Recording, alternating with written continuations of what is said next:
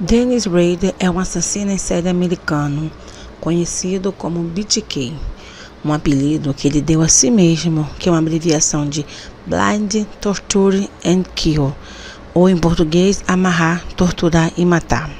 Rader matou cerca de 10 pessoas na cidade de Wichita e Park City, no estado do Kansas, e enviou cartas provocadoras à polícia e jornais locais descrevendo detalhes de seus crimes. No episódio de hoje, Dennis Rader, o assassino BTK. Olá, sejam todos muito bem-vindos. Este é o Conversando com a Jay. Aqui a gente fala sobre tudo o que vocês quiserem. Esse é o primeiro episódio de uma série de episódios sobre serial killers. True Crime é um conteúdo que eu comecei a consumir nesse período de pandemia, e eu resolvi escolher o BTK por ser um assassino em série que era muito inteligente, mas que no final da carreira acabou se tornando muito burro, pois deixou ser preso por ego, né? Mas eu vou contar a história dele, então vamos lá. Dennis Lee Rader nasceu em 9 de março de 1945, filho de Dorothea May Rader e William Elvis Rader. Ele tinha outros 3 irmãos, Paul, Bill e Jeff Rader. Nascido em Pittsburgh, Kansas, ele cresceu na cidade de Wichita. Seus pais trabalhavam muito e prestavam pouca atenção aos filhos. Desde muito jovem, Rader nutria várias fantasias sexuais sádicas que envolviam torturar mulheres presas e indefesas. E ele também mostrava sinais de sadismo ao torturar, matar e enforcar animais pequenos. Dennis buscava satisfazer seus fetiches sexuais por voyeurismo, asfixia autoerótica e crossdressing. Ele costumava espionar as vizinhas enquanto se vestia com roupas de mulher, incluindo roupas íntimas femininas que ele havia roubado. Então se masturbava com cordas ou outras amarras nos braços e pescoço. Anos mais tarde, durante um período de pausa nos seus assassinatos, Dennis tiraria fotos de si mesmo vestido com uma roupa de mulher e uma máscara feminina enquanto amarrado. Mais tarde, ele admitira que fingia ser uma de suas vítimas como parte de uma fantasia sexual. Dennis manteve suas inclinações sexuais bem escondidas, contudo, ele era amplamente considerado em sua comunidade como normal, cortês e educado. Depois de se formar na escola, Dennis estudou na Kansas Wesleyan University, mas tinha notas medíocres e largou a faculdade após um ano. Ele então se alistou na Força Aérea dos Estados Unidos, servindo de 1966 a 1970. Após ser dispensado do serviço ativo, ele se mudou para Park City, onde começou a trabalhar no departamento de carnes das redes de supermercados IGA, onde sua mãe trabalhava como escriturária. Em 22 de maio de 1971, Dennis se casou com Paula Dietz, com quem teve 2 filhos, Carrie e Brian. Dennis então foi estudar na Butler Community College, em Eldorado, também no Kansas, conseguindo uma graduação em eletrônica em 1973. Então se matriculou na Universidade Estadual de Wichita, se formando em 79 com um diploma em Administração de Justiça. Ele inicialmente começou trabalhando como montador para a Coleman Company, uma empresa que fabrica conteúdos para acampamento. Depois disso, ele trabalhou para o escritório de Wichita da empresa ADT Incorporation, de 1974 a 1988, onde trabalhou especificamente nas instalações de alarmes de segurança, cujos pedidos haviam aumentado bastante após o assassino BTK começar a matar. Dennis foi supervisor de campo operacional do censo da área de Wichita em 89, antes do censo federal de 90. Em maio de 1991, Dennis se tornou um apanhador de cães e oficial de conformidade em Park City. Nesta posição, os vizinhos se lembram dele como, às vezes, sendo excessivamente zeloso e extremamente rígido, além de sentir um prazer especial em intimidar e assediar mulheres solteiras. Uma vizinha reclamou que Dennis teria mandado sacrificar seu cachorro sem nenhum motivo. Ele foi membro da Igreja Luterana de Cristo e foi eleito como presidente do conselho de sua congregação. Ele também foi líder dos escoteiros mirins de Kansas. Agora eu vou entrar na parte dos seus crimes. Em 15 de janeiro de 74, 4 membros da família Otero foram assassinados na cidade de Wichita, no Kansas. As vítimas foram Joseph Otero, de 38 anos, Julie Otero, de 33, Joseph Otero Jr., de 9 anos, e Josephine Otero, de 11 anos. Os corpos foram encontrados pelo filho mais velho da família, que no momento do crime não estava em casa. Quando foi preso, em 2005, ele confessou ter assassinado a família e descreveu o crime em detalhes para o tribunal, afirmando ter matado os 4 por asfixias, sendo que a mulher lhe torturou antes de assassinar. Para satisfazer seu sadismo sexual, ele costumava asfixiar alguma das vítimas até quase ponto de inconsciência, e depois da vítima retornar à consciência, para então voltar a enforcá-la.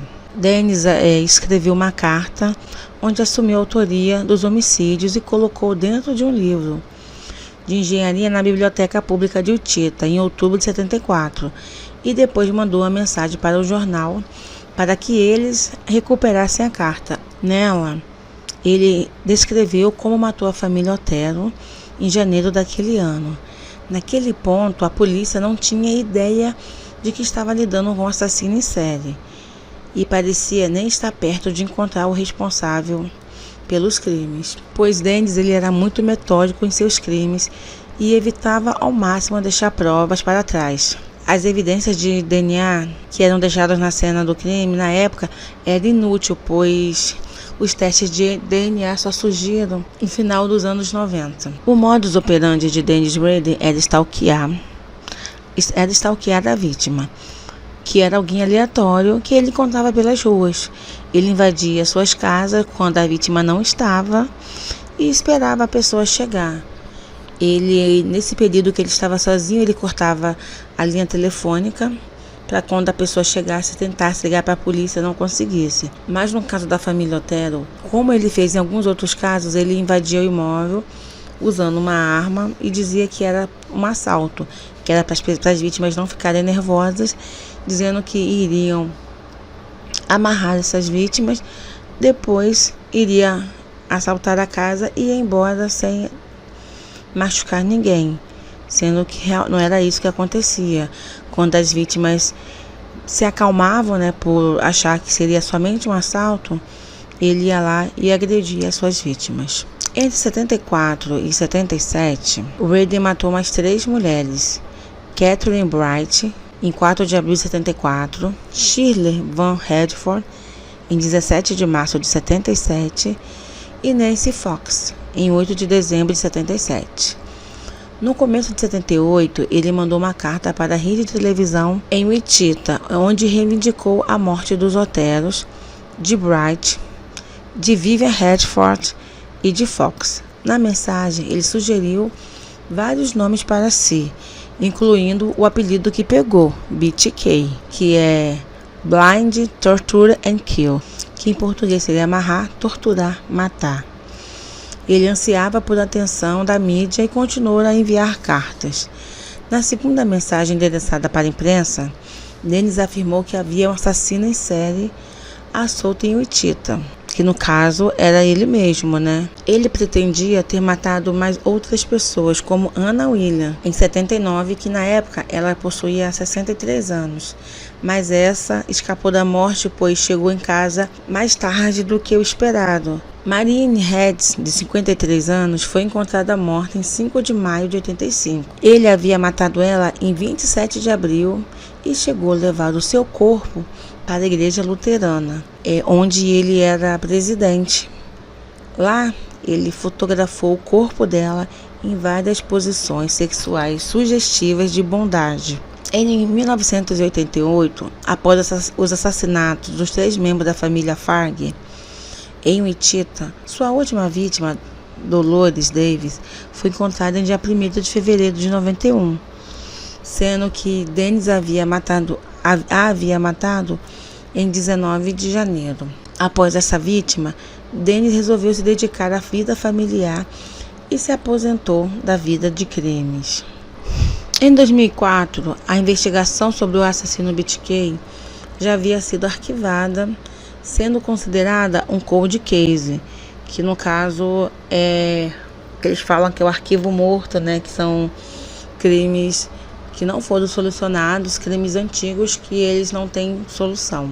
E em 2004 já tinha bastante tempo, né, que o Dennis tinha parado de cometer seus crimes, pois ele parou em 91, até 2004 já tinha, né, como ele não deixava pistas, né, era um caso que eles realmente consideravam que era meio que impossível de ser solucionado. E nessa época, Dennis havia lido no jornal uma matéria sobre os quase 30 anos do primeiro crime do BTK, que no caso é o assassinato da família Otero. Porém, naquela altura, poucas pessoas da cidade de Wichita se lembravam dos assassinatos com clareza e muitos policiais acreditavam que possivelmente o BTK estivesse morto. Isso deixou Dennis muito irritado e ansiando por reconhecimento. Ele voltou a mandar uma série de cartas e mensagens.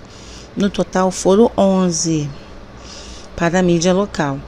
Isto se provaria um erro, já que até aquele momento a polícia não o considerava como um suspeito e a comunicação com a mídia abriu uma nova linha de investigação para encontrar o BTK e prendê-lo. Em março de 2004, o jornal de Wichita, o The Wichita Eagle, recebeu uma carta cujo endereço de retorno era de alguém chamado Bill Thomas Kilman. O autor da carta alegou que ele havia assassinado Vicky Wergeler em 16 de setembro de 86, mandando como prova uma foto da cena do crime e outra da carteira de motorista dela, que ele havia roubado quando cometeu o crime. Antes disso, não havia sido estabelecido pela polícia que a morte de Wergeler estaria ligado ao BTK, já que no começo de sua carreira como assassino, ele costumava tentar mudar seu modus operandi para confundir a polícia. Uma amostra de DNA coletada no corpo de Wergeler, removida das suas unhas, deu uma nova prova para a polícia analisar. A polícia então começou a fazer uma série de testes de DNA com centenas de homens para descobrir quem era o assassino em série. No total, mais de 1.300 amostras de DNA foram analisadas com poucos resultados. Em maio de 2004, a estação de televisão Cake recebeu uma carta com títulos de capítulo de uma falsa autobiografia intitulada BTK Story, além de identidades falsas e um caça-palavras. Em 9 de junho, um pacote foi encontrado colado na placa de pare, na esquina de uma rua importante. Na mensagem havia detalhes gráficos dos assassinatos do Otero e um desenho que ele chamou de The Sexual Thrill is My Bill. Em tradução, a emoção sexual é da minha conta. A emoção sexual é minha conta. E também incluía uma lista de capítulos de um livro proposto intitulado The BTK Story, que fazia alusão a uma história escrita em 1999 pelo escritor David Lowe, da Corte TV. O capítulo foi intitulado como Nasce um Assassino em Série. Em julho, um pacote foi colocado no slot de devolução de uma biblioteca pública e continha material bizarro, onde o autor confirmou que teria sido responsável pela morte de Jake Allen, de 19 anos, em Argonia, no Kansas, que havia acontecido no começo daquele mês. Essa ligação era falsa, com a morte sendo julgada um suicídio. Em janeiro de 2005, Dennis tentou deixar uma caixa de cereal na caçamba de uma caminhonete picape em uma loja do Home Depot, em Wichita, mas a caixa foi descoberta pelo dono do veículo. Quando Rader perguntou depois, numa carta, o que tinha acontecido com a caixa, os lixos locais foram revistados e revirados e a caixa foi encontrada. A fita de vigilância do estacionamento daquela data revelou uma figura distante, dirigindo um carro preto do modelo Jeep Cherokee, que deixou o pacote perto da caminhonete. Em fevereiro de 2005, mais cartões postais foram enviados a Cake, e outra caixa de cereal foi deixada numa localização rural, que continha uma boneca amordaçada, que aparentemente simbolizava a morte de Josephine Otero, de 11 anos. Em uma carta para a polícia, Dennis perguntou se seus escritos, se postos nenhum disquete, poderiam ser rastreados. A polícia respondeu para ele através de um post no jornal The Wichita, afirmando que era seguro mandar por disquete. Em 16 de fevereiro de 2005, Dennis enviou um disquete roxo de 1.44 megabytes da Memorex para KSAS TV. Uma carta com um colar dourado e um grande medalhão e uma fotocópia do livro Rules of Pre, de John Stafford, de 89, cujo o tema era um assassino em série. A polícia encontrou metadados incorporados em um documento da Microsoft Word excluído, que Dennis não tinha conhecimento, que ainda estava dentro do disquete. O metadado continha as palavras Christ Lutheran Church, e o documento foi marcado como modificado pela última vez por Dennis. Uma busca na internet mostrou que havia um Dennis Rader, que era presidente da igreja luterana local.